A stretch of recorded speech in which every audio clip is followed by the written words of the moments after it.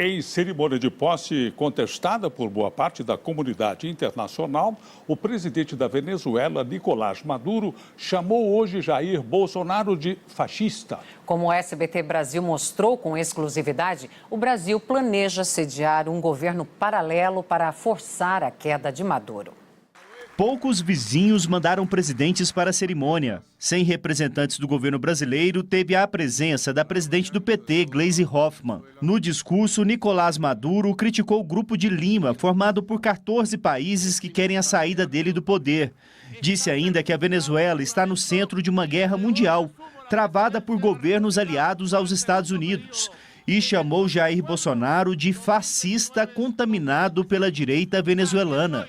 Veamos el caso de Brasil y el surgimiento de un fascista como el presidente Jair Bolsonaro. A Organização dos Estados Americanos, a OEA, declarou que não é legítimo o novo mandato de Maduro e pede a realização de novas eleições presidenciais, já que as últimas não teriam sido livres e justas. Mais da metade dos eleitores não compareceu às urnas.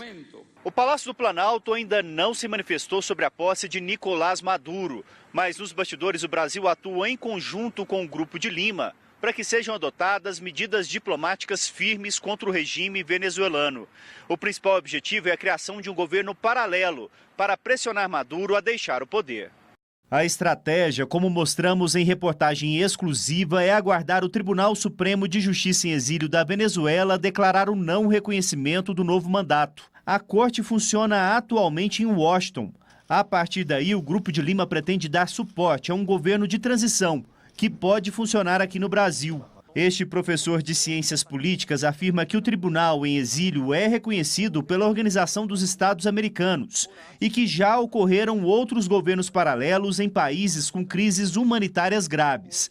Ele considera a medida drástica, mas legítima. Tanto que tem o apoio da OEA e o apoio do Parlamento Europeu. Uma solução que fosse consensada através da Organização das Nações Unidas, ela teria mais legitimidade, até mesmo para efeito de um governo paralelo. A Venezuela passa por uma grave crise. A economia deve encolher 5% este ano e cerca de 3 milhões de pessoas já deixaram o país.